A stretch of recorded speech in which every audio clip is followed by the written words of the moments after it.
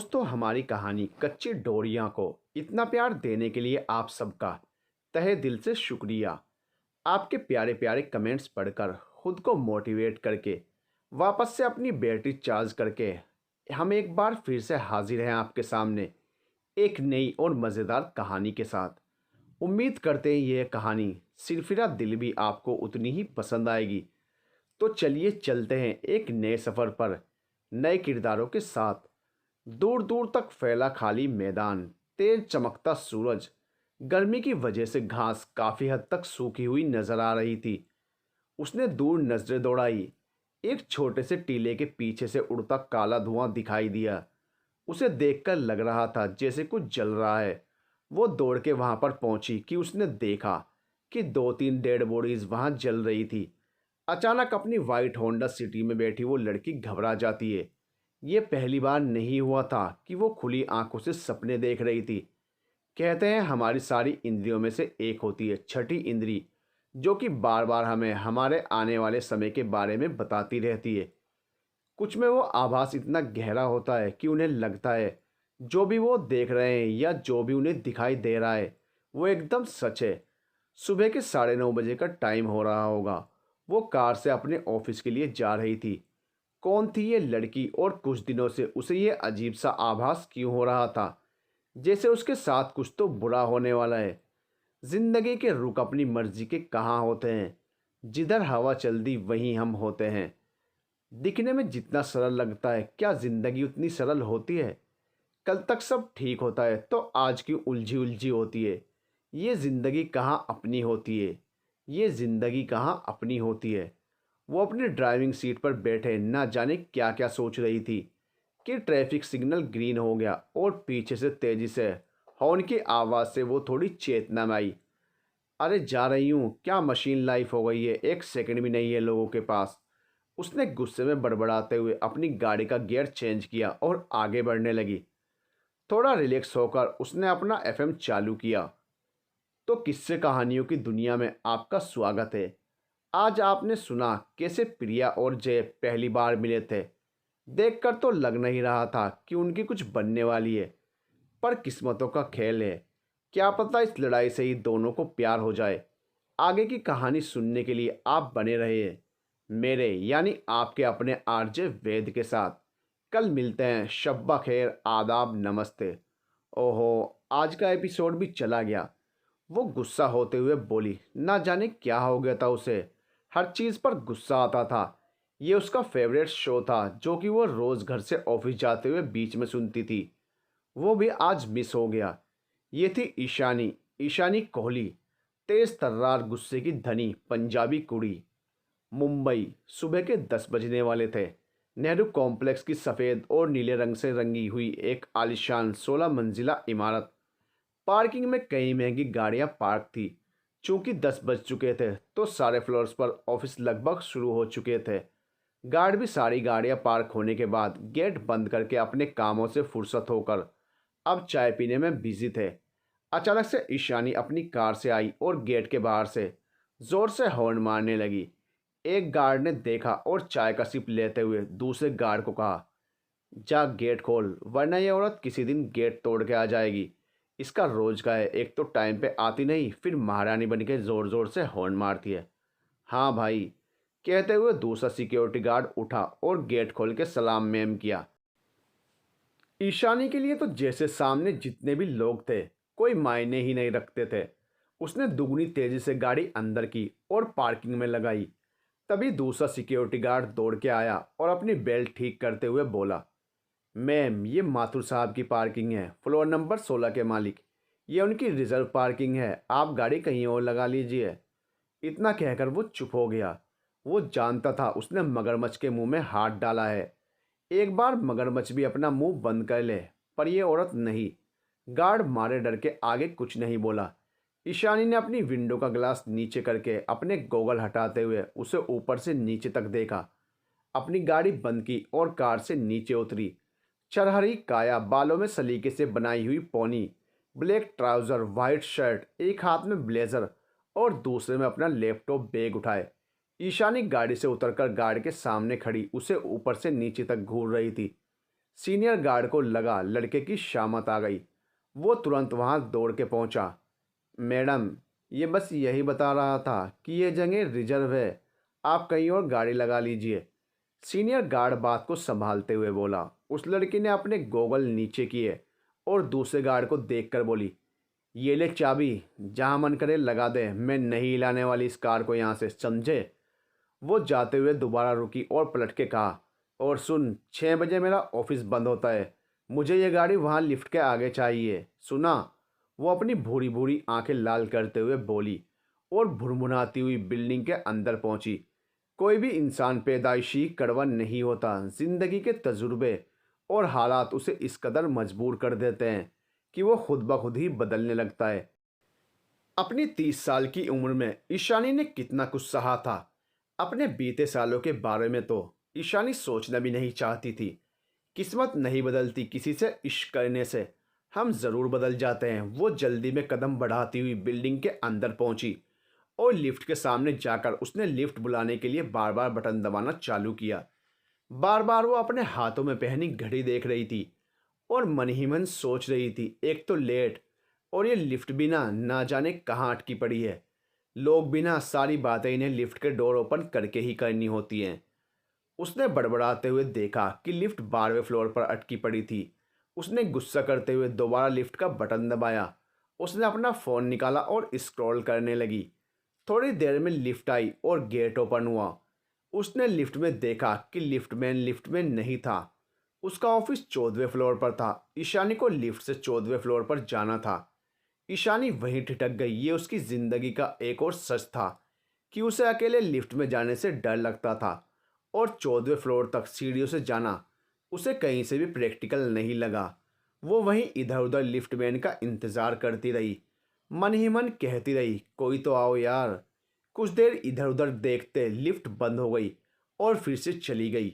उसने दोबारा लिफ्ट का बटन दबाया और मोबाइल स्क्रॉल करने लगी। मन में यही सोच रही थी, काश लिफ्टमैन ही आ जाए। कुछ देर में लिफ्टमैन दौड़ता हुआ आया और ईशानी को देखकर उसे विश किया, गुड मॉर्निंग मैम, और साइड खड़ा हो गया, मुस्कुराने लगा। ईशानी इस ऑफिस में पिछले 4 सालों से काम करती थी और ज़्यादातर लोग उसके इस रूड व्यवहार से परिचित थे। वो उस लिफ्टमैन को देखते ही भड़क गई। इसीलिए रखा है तुझे, अपनी ड्यूटी ठीक से नहीं कर सकते तो काम छोड़ दो। वो अपनी भूरी भूरी आंखें लाल करते हुए बोली, सॉरी मैडम। लिफ्टमैन सामने खड़ा डर से बोला, अब प्रेस करो बटन, तुम्हारी वजह से रोज मैं लेट हो जाती हूँ। ईशानी फ़ोन में सर घुसाए बोली। वो लिफ्टमैन भी उसे देखकर सोच रहा था, रोज लेट आती है, आज मैं ज़रा सा कहीं चला क्या गया ये सुनाने लगी। ये कोई नया नहीं था। ईशानी इसे अपने व्यवहार से ना जाने अब तक कितने दुश्मन बना चुकी थी। लिफ्ट आई और ईशानी ने लिफ्टमैन को कहा, 14वें फ्लोर। जी मैडम, पहले ही दबा दिए हैं, वो धीरे से बोला। हाँ हाँ ठीक है। ईशानी के लिए हर चीज़ का जवाब देना बहुत ज़रूरी होता था। ईशानी ने चंद सेकंड को अपनी आंखें बंद की। उसे महसूस हुआ कि लिफ्टमैन उसे घूर रहा है और उस पर हमला करने वाला है। उसने झट से घबराकर आंखें खोली। ईशानी के मन में कुछ था, उसे हमेशा इनसिक्योरिटी फील होती रहती थी। अब तो उसे अपनी आंखें बंद करने में भी डर लगता था। कुछ देर में लिफ्ट 14वें फ्लोर पर पहुंची और ईशानी ने जाते जाते एक बार फिर लिफ्टमैन को लताड़ लगाई, अगर कल भी तुम गायब रहे तो सीधा शिकायत करूंगी तुम्हारे मैनेजमेंट से, समझे।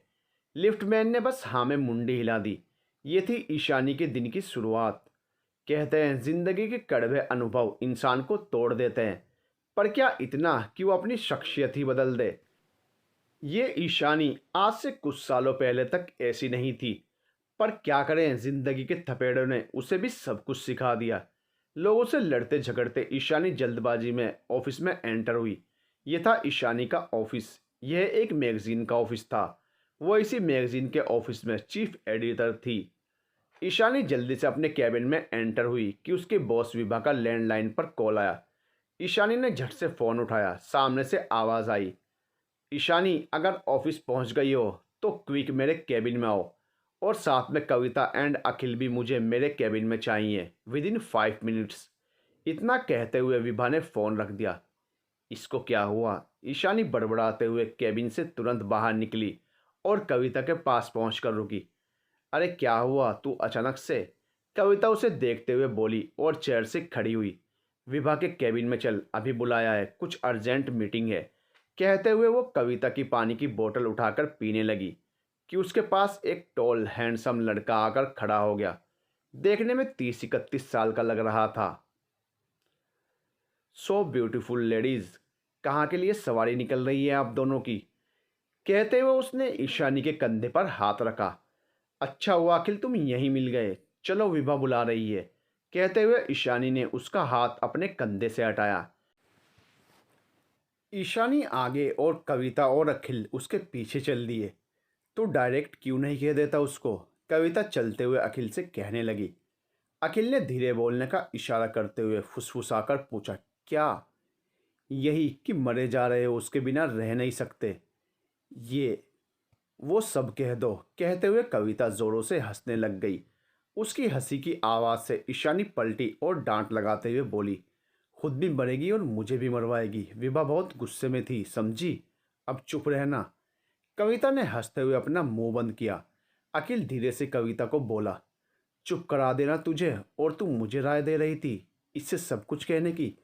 कविता ने मुंह बनाते हुए कहा, बस मैं तुझे भी ऐसे ही देखना चाहती हूँ। चुप करके उसके पीछे चलते हुए कविता और अखिल की आवाज़ सुनकर ईशानी दोबारा पलटी और श्श करके चुप रहने का इशारा किया। उसने विभा के केबिन के बाहर से नॉक किया। मैं आई कम इन? उसने गेट खोलते हुए कहा। यस ईशानी प्लीज़ कम इन। विभा कुछ पेपर समेटते हुए बोली। ईशानी, कविता और अखिल विभा के कमरे में एंटर हुए।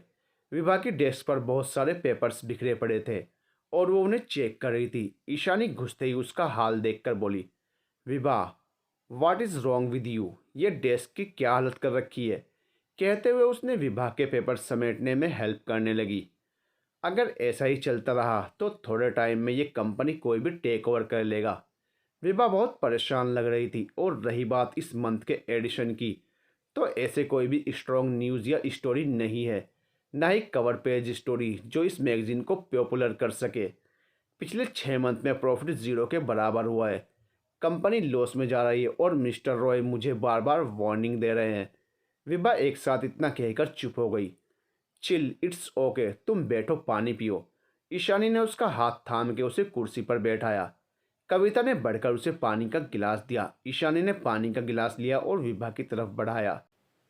पर विभा तो आज न जाने किस सोच में डूबी हुई थी। उसने वो गिलास टेबल पर रख दिया। डोंट वरी विभा, सब मैनेज हो जाएगा। हम सब कोशिश करते हैं ना, मिलकर ढूंढेंगे तो इस सिचुएशन से बाहर भी निकल जाएंगे। अखिल ने टेबल के पेपर्स अपने हाथों में लेते हुए कहा। हाँ विभा, अखिल बिल्कुल सही कह रहा है। हम सब कोशिश करके इस सिचुएशन से बाहर निकल जाएंगे। और रही बात स्टोरी की, तो इस बार मैं खुद जाऊंगी किसी भी सेलिब्रिटी का इंटरव्यू लेने। ईशानी ने विभा के कंधे पर हाथ रखते हुए कहा। यस विभा, और मैं ईशानी के साथ रहूंगी। इस बार हम अपने एंट्रेंस के भरोसे नहीं बैठेंगे। तुम टेंशन मत लो और लंबी सांस लो, पहले पानी पियो। कहते हुए कविता ने विभा की ओर गिलास बढ़ा दिया। मिस्टर रॉय से कुछ दिन बात ना ही करो तो बेहतर होगा, ईशानी ने अपनी राय देते हुए कहा। हाँ, वो आदमी बहुत टेंशन देता है। देखना जल्दी इस सिचुएशन से हम बाहर आ जाएंगे। अखिल अपने हाथों में पेपर्स देखते हुए बोल पड़ा। हम कहते हुए विभा अपने सर पर हाथ रखकर बैठ गई। ईशानी, कविता, विभा और अखिल मिलकर अपने ऑफिस पर आई मुसीबत के बारे में बातें कर रहे थे कि विभा के फ़ोन पर उसके घर से फ़ोन आ रहा था। विभा ने देखा, परेशानियां कम नहीं है मेरी लाइफ में। बड़बड़ाते हुए उसने फ़ोन कट कर दिया। सब उसे देख रहे थे। मैंने वैसे रिसर्च की थी और 2-3 फेमस बिजनेसमैन के सेक्रेटरी से बात भी की है। जैसे ही डेट्स मिलती हैं, ईशानी एंड कविता दोनों जाकर अपना काम कर सकती है। अखिल ने विभा को देखते हुए कहा। मैं कोशिश कर रहा हूँ और शाम तक सब कुछ क्लियर कर दूंगा, वो आगे बोला। वैसे ये बात हमें पहले बतानी चाहिए थी विभा। कंपनी लॉस में चल रही है और हमें पता भी नहीं, ईशानी ने विभा के पास खड़े खड़े बोला। खैर कोई बात नहीं, हम करते हैं कुछ, ईशानी ने आगे कहा और कविता और अखिल की तरफ देखा। अचानक से ईशानी का फ़ोन रिंग हुआ। उसने फ़ोन कट कर दिया। किसका फ़ोन है ईशानी? विभा ने उसे फ़ोन कट करते देख पूछा। अंश का फ़ोन है, ईशानी ने बताया। बात कर लो ना, विभा ने उसे कहा। नहीं, इट्स ओके विभा, मैं उससे बाद में बात कर लूँगी। ईशानी ने फ़ोन को पॉकेट में डालते हुए कहा। पक्का? विभा ने उसे सामने कुर्सी पर बैठने का इशारा करते हुए कहा। हाँ, ईशानी कुर्सी पर बैठते हुए बोली। दोबारा उसका फ़ोन बजा। तू उठा क्यों नहीं लेती? कविता उसे कुर्सी पर बैठते हुए धीरे से बोली। अखिल भी उसके साथ वाली कुर्सी पर बैठ गया। ईशानी ने उसे करते हुए चुप किया और विभा के साथ उसके पेपर्स देखने लगी। कुछ देर के काम के बाद सभी अपने अपने केबिन में गए और अपना अपना काम करने लगे। कुछ देर में लंच के लिए कविता जा रही थी। उसने देखा ईशानी अभी भी फाइल्स में सर घुसाकर बैठी थी। ओए मैडम, तू चल, विभा ना बन, सारा दिन काम काम, चल लंच करते हैं। कहते हुए कविता उसके केबिन में घुस गई। रुक जरा, बस 2 मिनट, कहते हुए ईशानी ने पेपर्स फैक्स में लगाए। ईशानी, तूने अखिल का बिहेवियर नोट किया? ही लाइक्स यू, कविता ने धीरे से कहा। हाँ तो, कहते हुए ईशानी ने देखा फैक्स मशीन काम नहीं कर रही थी।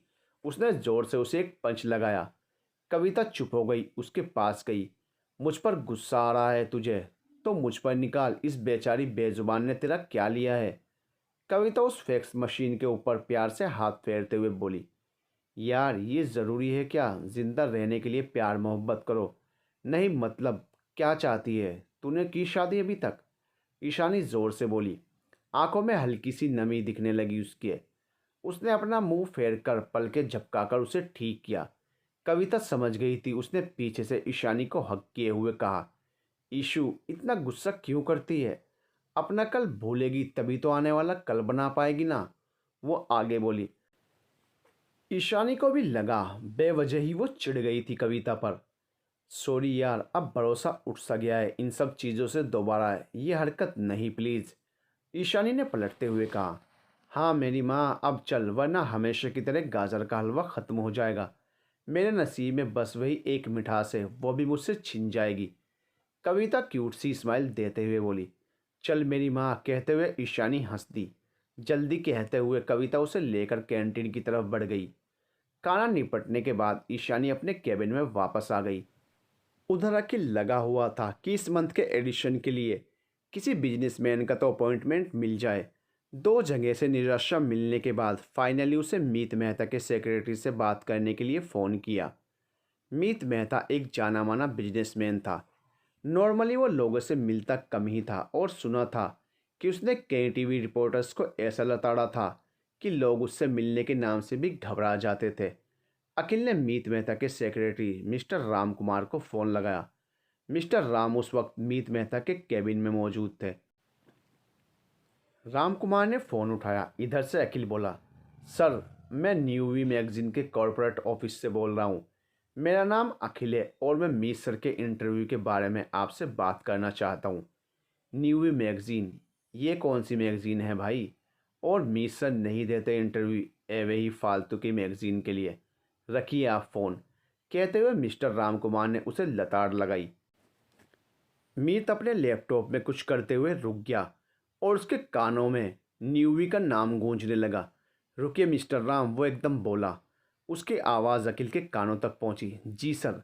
मिस्टर राम इतना कहते हुए मोबाइल पर हाथ रखकर खड़े हो गए ताकि सामने वाले तक उनकी आवाज़ ना पहुंच सके।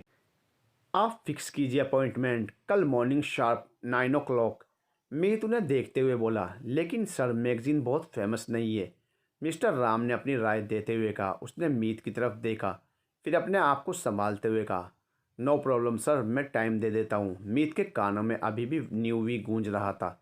क्या तू अभी भी वहाँ होगी? मीत मन ही मन खुद से पूछ रहा था। एक अजीब सी बेबसी ने उसकी आंखों में पनाह ले ली थी। क्यों इतना बेचारा फील कर रहा था वो? उसने देखा मिस्टर राम कुमार उसे देख रहे थे।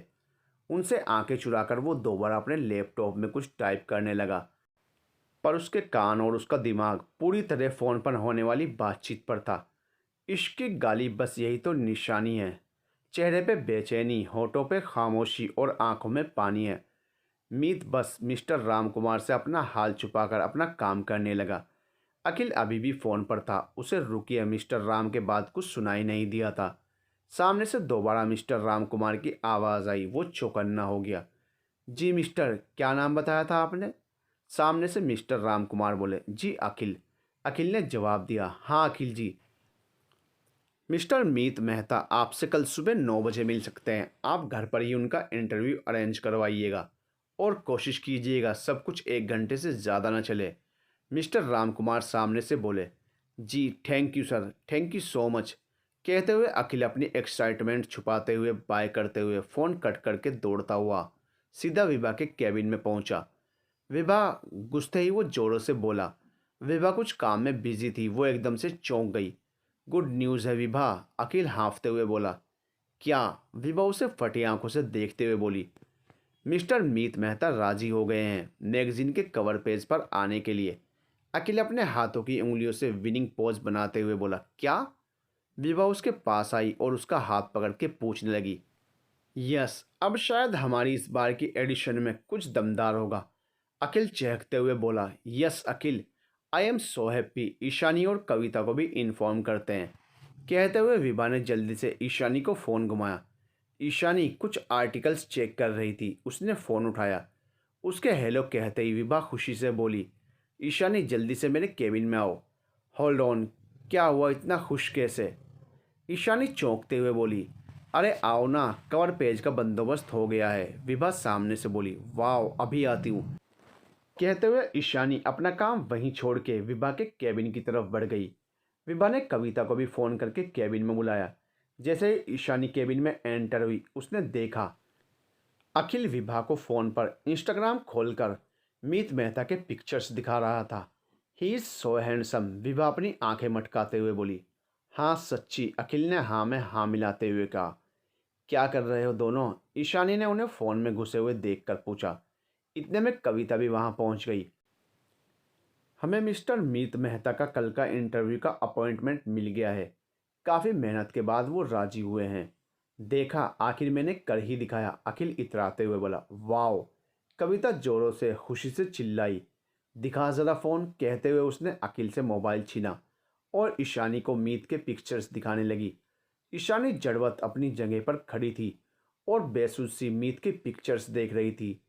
पीछे से उसे शोर सुनाई दे रहा था। कविता, विभा और अखिल आपस में बातें कर रहे थे और ईशानी के कानों में शब्द गूंज रहे थे, ईशु प्रॉमिस कर, तू मुझे छोड़ के कभी दूर नहीं जाएगा। देखकर मुस्कुराया करता था, यानी चाहत उसे भी थी। पलटकर देखा करता था, यानी हसरत उसे भी थी। ना जाने क्या सोचकर रोया करता था, यानी आदत उसे भी थी। मुझे खोने से डरा करता था, यानी मोहब्बत उसे भी थी। ईशानी के हाथ में अखिल का फ़ोन था और उसमें मीत की पिक्चर। ईशानी के हाथ से अचानक फ़ोन नीचे गिर गया और वो मूर्छित होकर गिर पड़ी। ईशानी को इस कदर बेहोश देख अखिल, विभा और कविता परेशान हो उठे।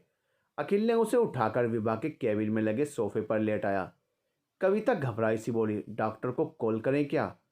अखिल ने उसे देखा और कुछ कहने ही वाला था कि ईशानी के पॉकेट में रखा फ़ोन दोबारा बजा। कविता ने निकाल के देखा, अंश का फ़ोन था। वो इस वक्त ये फ़ोन उठाना नहीं चाहती थी। उसने अखिल की तरफ देखा। अखिल ने उसे कहा, बंद कर दो कविता, हम उससे इस वक्त बात नहीं कर सकते। कविता ने ठीक वैसा ही किया। उसने फ़ोन बंद करके वापस ईशानी के पॉकेट में डाल दिया। विभा जल्दी से पानी का गिलास लेकर आई और उसके ऊपर पानी के छींटे डाले। पानी के छींटे पड़ते ही ईशानी थोड़ा हिली। उसने जब अपनी आंखें खोली तो सामने देखा, विभा पानी का गिलास लिए खड़ी थी। वो धीरे से उठी और अपना चेहरा साफ किया। सॉरी गाइस, वो बोली और अखिल को देखकर बोली, सॉरी अखिल, तुम्हारा फ़ोन मेरे हाथ में था, वो शायद गिर गया था। लीव इट ईशानी, क्या हुआ था तुम्हें? तुम ऐसे कैसे? अखिल थोड़ा चिंतित होकर बोला, कुछ नहीं, बस ऐसे ही। मैं अपने केबिन में जाती हूँ। इतना कहकर ईशानी कुछ सोचते हुए खड़ी हुई और अपने केबिन के लिए निकल गई। अखिल ने कविता की तरफ देखा। मैं जाती हूँ उसके पास, डोंट वरी। कविता ने अखिल और विभा से कहा। हाँ प्लीज़, अखिल ने उसे रिप्लाई किया और अपना फ़ोन देखकर सोचने लगा कि यह मीत मेहता का पिक्चर देखकर बेहोश हुई या वजह कुछ और ही थी। कविता सीधा ईशानी के कैबिन में पहुंची। उसने देखा ईशानी अपने हाथों से अपने चेहरे को कवर करके टेबल पर हाथों को टिकाकर कुर्सी पर बैठी थी। कविता उसके पास गई और बोली, क्या हुआ? देख, आज ज़्यादा आलू की सब्ज़ी खाई ना तूने, उससे गैस बनती है और जी भी मचलाता है, कभी कभी तो बेहोशी भी आने लगती है। तुम मेरी बात सुनती ही नहीं। मेरे चाचा आयुर्वेदिक डॉक्टर हैं। मैं कल तेरे लिए चूरन लेकर आऊँगी। ईशानी को ऐसे देखकर कविता उसका मूड बदलने की कोशिश करते हुए बोली। उसकी बातों का असर ये हुआ कि ईशानी को हंसी आ गई। क्या हुआ था बता ज़रा, कविता उसके पास वाली चेयर पर बैठे हुए बोली। ये मीत मेहता है कविता। ईशानी के चेहरे पर वो उदासी के भाव दोबारा झलक आए। हाँ मीत मेहता है, सब जानते हैं। और क्या मुस्कुराता है, देखा तू भी पिघल गई ना, कविता ने चौंक कर कहा। यह मीत मेहता है, ईशानी ने दोबारा उस नाम पर जोर देते हुए कहा। अब कविता ने दिमाग पर जोर डाला। ये मीत मेहता, ओ वो इंदौर वाला, हाँ वही इंदौर वाला मीत मेहता। ईशानी ने कहते हुए कविता की तरफ देखा। आया था ऐसे जैसे कभी छोड़कर नहीं जाएगा, पर गया ऐसे जैसे कभी आया ही नहीं था। कुछ साल पहले ईशानी अपने एमबीए में एडमिशन के लिए ट्राई कर रही थी। जब पहली बार इस नाम का जिक्र हुआ था, वो कुछ ज़रूरी काम करके अपने पीजी वाले रूम में गई तो देखा नियति उसकी रूममेट फूट फूट कर रो रही थी। अरे क्या हुआ, क्यों रो रही है? ईशानी ने उसके पास जाकर उसका चेहरा अपने हाथों में लेते हुए पूछा। वो अचानक से उससे लिपट गई। ईशानी को लगा शायद एडमिशन का रिजल्ट आ गया और उन्हें सीट नहीं मिली। सुन, हमें सीट नहीं मिली क्या? डरा मत, प्लीज़ बता क्या हुआ? ईशानी ने डरते हुए उससे पूछा। लेकिन उसके रोने की वजह तो रोहित था। ईशानी, मैं और रोहित शादी करना चाहते हैं, पर हमारे घर वाले मानेंगे नहीं। अब तू ही बता क्या करूं? नीति रोते हुए बोली। यार मैं तुझे कब से कह रही हूँ मिलवा मुझे इस रोहित से, पर तू है कि मानती ही नहीं। मीटिंग फिक्स कर जरा आज। और ये इंदौर वाले लड़कों से थोड़ा दूर रहा कर। देख हमारे चंडीगढ़ के लड़के कितने डिसेंट होते हैं। कहाँ तू इन इंदौरियों के चक्कर में पड़ गई? वो उसे समझाते हुए बोली। तू उससे मिली नहीं और उसके बारे में राय भी बना ली तूने। आज शाम को मिलवाती हूँ तुझे, फिर डिसाइड कर। और अगर तुझे वो पसंद आया तो तू हमारी हेल्प करेगी और कोर्ट में गवाह बनेगी। नीति अपने आप को संभालते हुए बोली। चल डन। अभी तो रोना बंद कर, शाम को देखते हैं जो भी करना है। कपड़े निकाल लूँ ज़रा, कहते हुए ईशानी उसके पलंग से उतरकर अपनी अलमारी देखने लगी। 9 नवंबर का दिन, शाम के 6 बज रहे होंगे। ईशानी ने सोचा भी नहीं होगा कि उन लड़कों से ये पहली मुलाकात उसकी ज़िंदगी में इतनी उथल पुथल मचाने वाली थी। श्री कैफ़े के एक टेबल पर बैठी ईशानी और नियति आपस में बातें कर रही थी। मुझे तो लगता है ये तेरा सो कॉल्ड आशिक आने वाला नहीं है। ईशानी पानी की बोतल का ढक्कन खोलते हुए बोली। शुभ शुभ बोल, तेरी जबान है ही काली। नीति उसे घूरते हुए बोली। मुझे मत घूर, वो देख वेटर कब से देखे जा रहा है और 3 बार आ चुका है ऑर्डर लेने। तेरी ना सही, मेरी बहुत इज्जत है अपनी नज़रों में, समझी? उसने कहते हुए इधर उधर नजरें दौड़ाई। सामने से देखा एक टॉल हैंडसम सा लड़का अपनी ही मस्ती में चला आ रहा था। नीतू उसके सामने बैठी थी और उसके हिलने से वो बार बार ईशानी की नज़रों से छुप रहा था। उसने नियति का चेहरा पकड़ा, उसे हटाया और एकटक उस लड़की को देखने लगी। नीति, तुझे इतना हैंडसम लड़का मिला कैसे, मतलब? वो उसे नियति का बॉयफ्रेंड समझते हुए बोली। दीन दुनिया से बेखबर वो लड़का अपने साथी के साथ उनकी ही तरफ बढ़ा आ रहा था। जैसे ही उसकी नज़रें ईशानी से मिली वो ठिठक गया।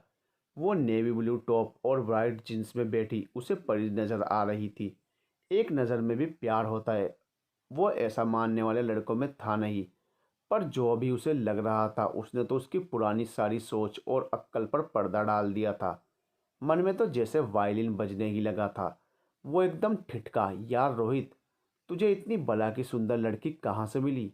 उसने अपने दोस्त को रोकते हुए पूछा। तुझे कहाँ दिख गई मेरी नियति? रोहित ने उसे पूछा। वो देख सामने। ईशानी को देखते हुए वो बोला। ईशानी एकदम से झेंप गई। इधर नियति भी उस पर चढ़ गई और अपनी गर्दन सीधे करते हुए बोली। क्या है, क्यों ऐसे बैठी है? और पलटकर उसने देखा सामने रोहित खड़ा था उसके दोस्त के साथ। नियति दौड़ के रोहित के पास पहुंची और उसे हग किया। अब उस लड़के का कन्फ्यूजन दूर हुआ। वो झट से ईशानी के साइड वाली चेयर पर आकर विराजमान हो गया। ईशानी एकदम से चौंकी।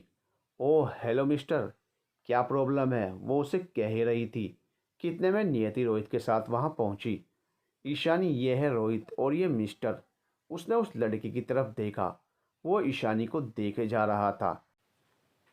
हेलो ईशानी, रोहित ने उसे कहा। वो लड़का ईशानी को टापते हुए नियति से बोला, मुझे नहीं मिलवाओगे अपनी फ्रेंड से? मैं खुद तुमको नहीं जानती, इससे कैसे मिलवाऊँ तुम्हें? नियति कुर्सी पर बैठते हुए बोली। बात को संभालते हुए रोहित बोला, नियति ये है मेरा फ्रेंड मीत। हाय मीत, नियति ने कहा और हाथ मिलाने को हाथ बढ़ाया, पर मीत ने अपना हाथ तो ईशानी के सामने किया हुआ था। तुम्हारा नाम जो भी हो, इनका नाम भी बता दो कोई। मीत ईशानी को देखकर शर्माते हुए बोला। वो मीत का हाथ बढ़ाए हुए ईशानी के सामने बैठना, वो उसका यूं निहारे जाना, आज भी ईशानी सोचकर अंदर तक सिहर जाती थी। श्री कैफ़े की टेबल पर बैठी ईशानी अपने आप को आज भी वही महसूस कर रही थी कि कविता की बातें ख़त्म हुई, और उसने अपना फ़ोन कट कर ईशानी की तरफ देखा। लेकिन वो तो आउट ऑफ इंडिया चला गया था ना, फिर वापस कब आया? कविता ने अपना फ़ोन पॉकेट में डालते हुए उससे पूछ लिया। मुझे क्या पता मैं कौन सा उसकी जासूसी करवाती हूँ, ईशानी बेफिक्र सी बोली। अभी भी प्यार करती है उसे? कविता ने उसकी तरफ देखते हुए पूछा। मुझे तो लगता है हमारे बीच प्यार कभी था ही नहीं। जो किया उसने उसके बाद जिंदा हूँ यही बहुत है, या कह सकती हूँ जिंदा रहने की वजह है, इसीलिए आज भी हूँ। इश्क निकम्मा कर देता है ये सुना था, जब हुआ तो सच में निकम्मी हो गई। कहते हुए ईशानी ने एक लंबी सांस ली और अपने लैपटॉप में दोबारा आर्टिकल्स की एडिटिंग चालू कर दी। वो सच में इश्क था या नादानी, मुझे तो ये भी समझ नहीं आ रहा, ईशानी अपना काम करते हुए बड़बड़ाई। कविता उसे देख रही थी। तो फिर कल इंटरव्यू का क्या होगा? कविता ने उससे पूछा।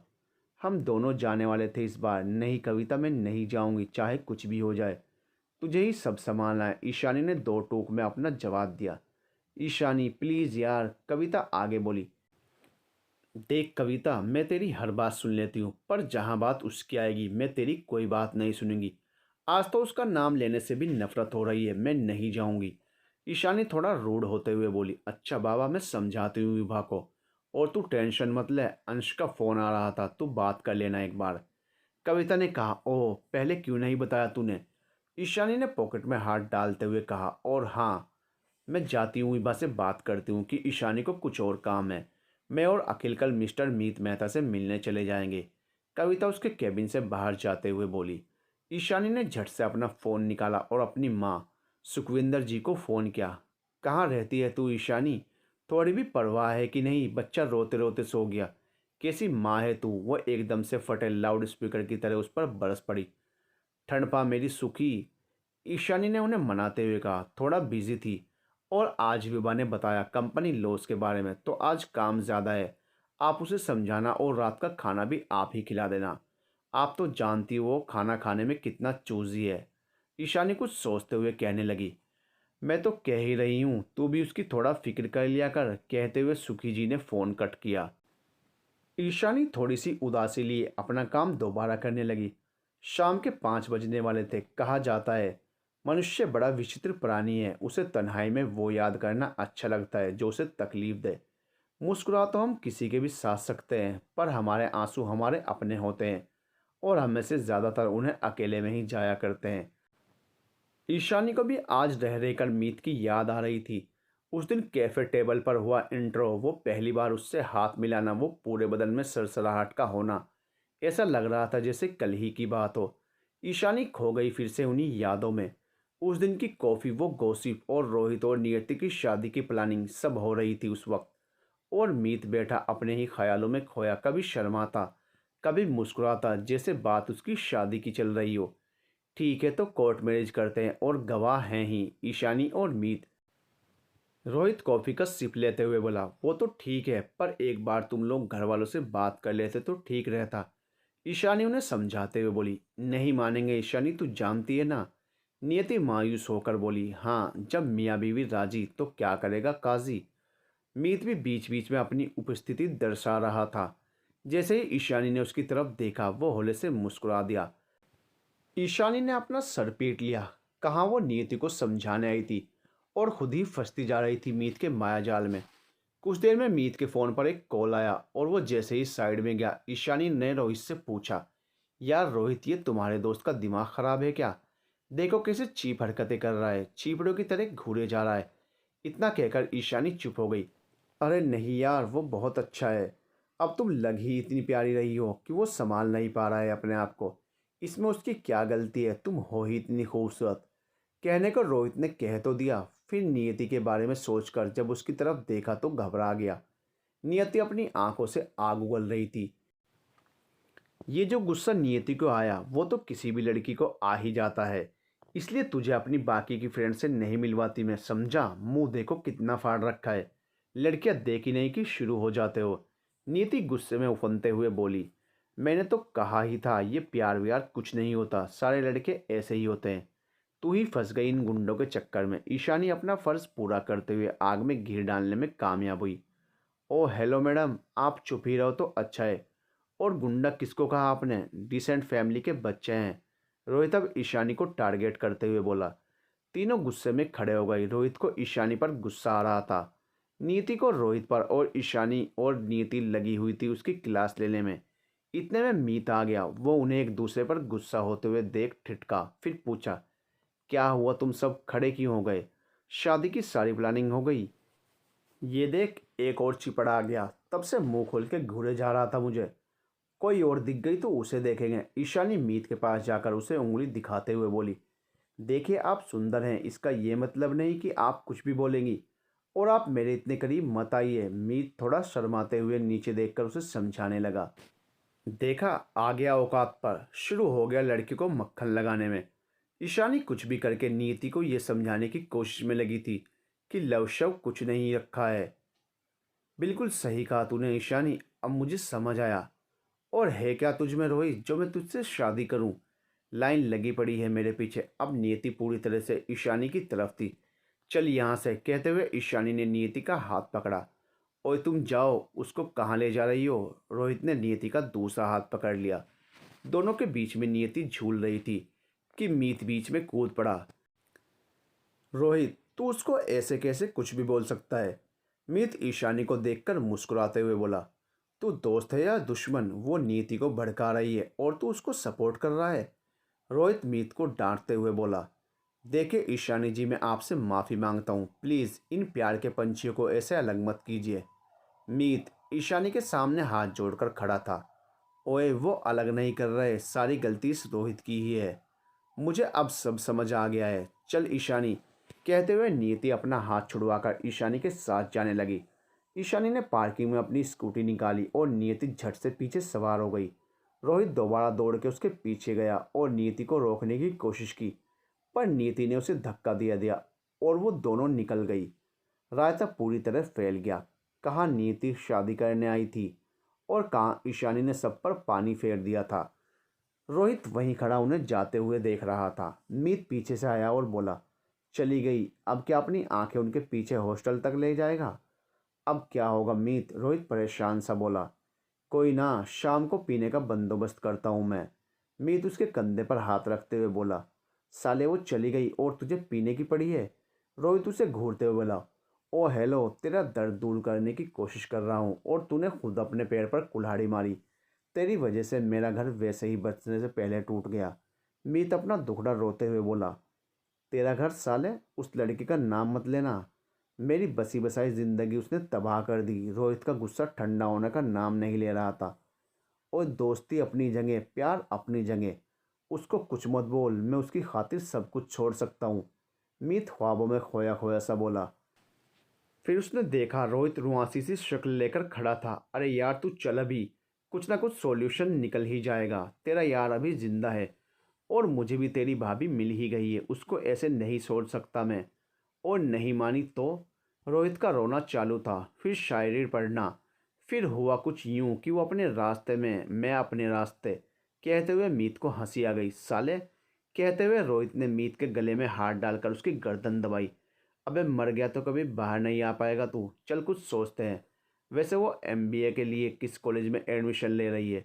मीत बोलते हुए उसे पार्किंग में चलने का इशारा करने लगा। यार उसने बताया तो था, रोहित कुछ सोचते हुए बोला। जोर डालकर अपनी अकल पर तू गोबर हो गया है पूरा। लड़की चाहिए ना, जल्दी नाम बता। दोनों बात करते करते अपनी बाइक के पास पहुंचे और मीत ने बाइक स्टार्ट की और दोनों निकल गए अपने हॉस्टल की तरफ। ईशानी को आज काम करते हुए वो सब याद आ रहा था और वो आंखों में नमी लिए हंस रही थी। काश उस दिन वाली वो मुलाकात आखिरी मुलाकात ही होती। मीत, अगले दिन जब तुम मेरे पीजी में घुस गए थे, ईशानी और नियति थोड़ी देर में अपने पीजी पहुंची। रूम में जाकर ईशानी ने अपना बैग टेबल पर फेंका और खुद पलंग पर गिर गई। उसे आज बहुत अच्छा फील हो रहा था। आखिर नियति को उसने शादी वाला नाटक करने से जो बचा लिया था। इधर नियति को कुछ देर तो अच्छा लगा, पर कुछ देर गुजरते ही उसे रोहित की याद आने लगी। हर घंटे उसका कुछ ना कुछ मैसेज पड़ा ही होता था। हो भी क्यों ना, बाबू शोना वाले दौर से गुजर रहे थे दोनों। दोनों को मिले हुए ज़्यादा वक्त नहीं हुआ था, पर शादी करने की चाह में ना जाने कहाँ के लिए निकल पड़े थे। ईशानी अपने पलंग पर पड़ी अभी भी उसे समझा रही थी, देख, मैंने तेरा पूरा साथ देने की कोशिश की, पर अब क्या कर सकते हैं, तूने लड़का ही ऐसा चूज़ किया था। सोच, अगर शादी के बाद ये सब पता चलता तो तेरी तो लाइफ ही ख़राब हो जाती। वो तो शुक्र है भगवान का मैं हूँ तेरे साथ, वरना ना जाने क्या पागल वाली हरकतें करती तू। ईशानी लंबी सांस लेते हुए 1 मिनट में इतना कहकर मुंह दूसरी तरफ करके चादर तान के सो गई। वो कहावत अभी ईशानी पर परफेक्ट बैठ रही थी। क्या करें, हम किसी के दिल में नहीं धड़कते, आंखों में तो बहुतों के खटकते हैं। ईशानी शुरू से ऐसी ही थी, एकदम प्रैक्टिकल। प्यार मोहब्बत जैसे शब्द तो उसकी डिक्शनरी में थे ही नहीं। आधा घंटा अच्छी तरह से तान के सोने के बाद ईशानी अंगड़ाई लेती हुई उठी। देखा सामने नियति सुबक सुबक कर रो रही थी। सुबह तो ताव में आकर उसने रोहित को ना जाने क्या क्या कह दिया था, पर अब शाम हो चली थी और शाम के समय दिल वैसे ही थोड़ा डूबा रहता है। ऐसे में उसे रोहित से अलग होना बहुत बेचैन कर रहा था, और उसी का नतीजा था कि वो रोए जा रही थी। अरे यार नियति, तू सोई नहीं और ये क्या हाल बना रखा है। देख, तेरा पूरा काजल तेरे मुंह पर है।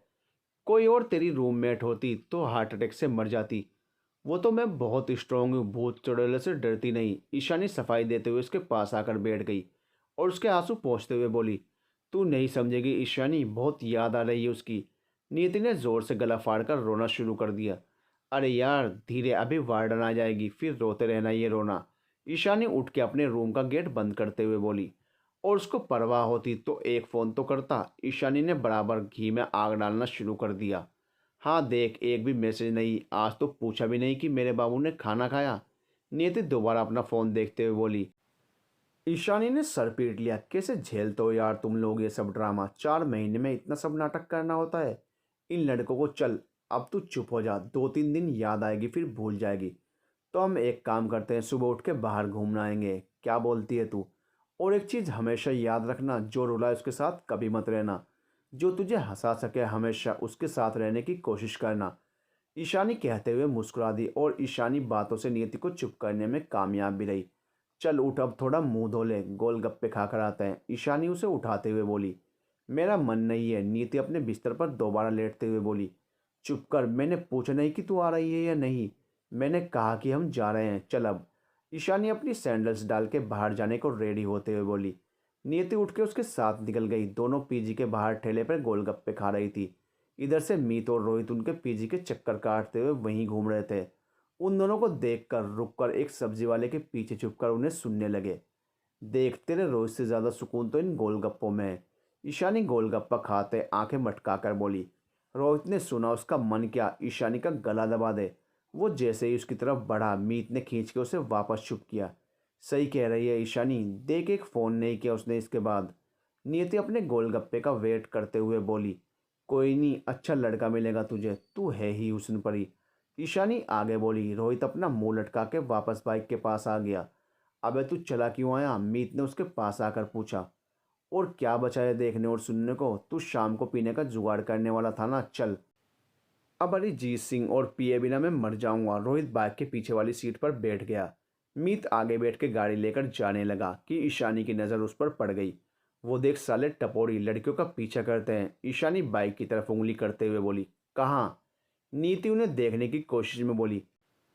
आंखें हैं या बटन, वो तेरे रोहित का दोस्त दिखा मुझे अभी। ईशानी थोड़ा आगे सड़क पर जाते हुए बोली।